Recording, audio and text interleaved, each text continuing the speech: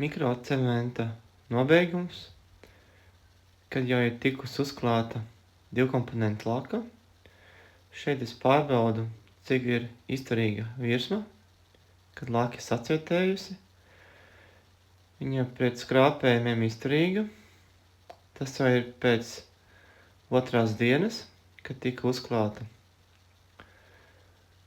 rajagrāfa marmora faktūra, dažādas līnijas un, protams, arī mitrumdroša.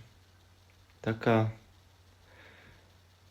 ir iespējams uztaisīt dažādas marmora imitācijas arī ar mikrocementu.